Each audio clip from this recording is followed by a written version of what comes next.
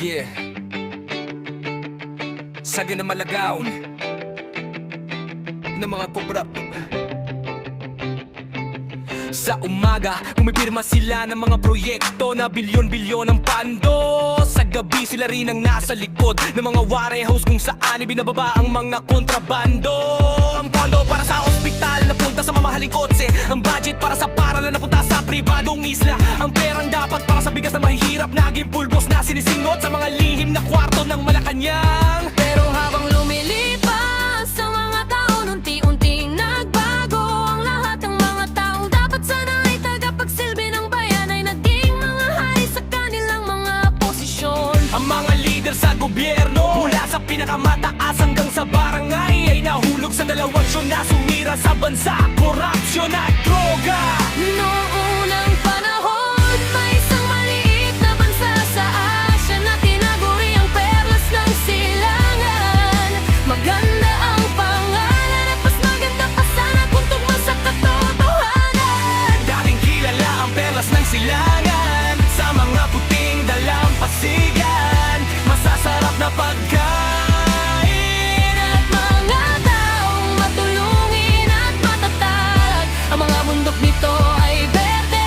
ang dagat ay kumikislap tuwing umaga at ang mga bata ay lumalaki Na may pangarap na makatapos sa makatulong sa bayan. Hey, naging normal na nakawan. Komisyon lang yan, sabi nila naging normal na rin ang droga. Pampagising lang sa mahabang meeting. Biro pa nila habang tumatawa ang mga pulis na dapat nang huhuli. Sila na rin ang nagbabantay sa mga biliin. Ang mga hukom na dapat nagpaparusa. Sila na rin ang tumatanggap ng sobre at maleta. Ang mga tao sa una ay nagalit, nagprotesta, sumigaw. Pero napagod din dahil tuwing may bagong leader na nangangako ng pagbabago, yun din pala ang mas gutom sa kapangyarihan. Kaya ang nangyari, natutong tumahimik ang mga tao. Ang iba ay lumayas papuntang ibang bansa para magtrabaho. Ang iba naman ay nanatili at araw-araw na lang nanalangin na sana sa susunod na henerasyon ay may magbago. Noong unang panahon, may isang maliit na bansa sa Asya na tinaguri ang perlas ng silangan. Maganda ang pangalan at mas maganda pa sana kung tugma sa katotohanan. Dating kilala ang perlas ng silangan sa mga puting dalampasigan. Masasarap na pagkain At mga taong matulungin at matatag. Ang mga bundok nito ay berde.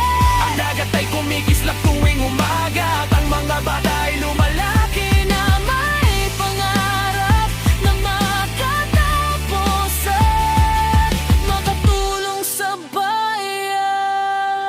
bayan. Pero ang perlas ng silangan hindi pa tuluyang namatay. Sa kabila ng bulok na sistema, ang nanguro pa rin ang pumapasok kahit walang sweldo.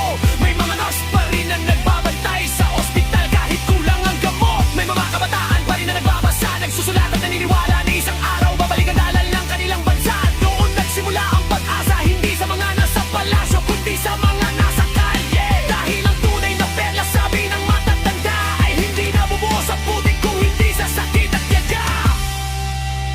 At balang araw, kapag napagod na ang mga korap at nalising na sa sarili nilang kasinungalingan, ang mga ordinaryong tao ang babangon at kukuning muli ang kanilang bansa, perlas ng silangan. Babalik ka pa rin!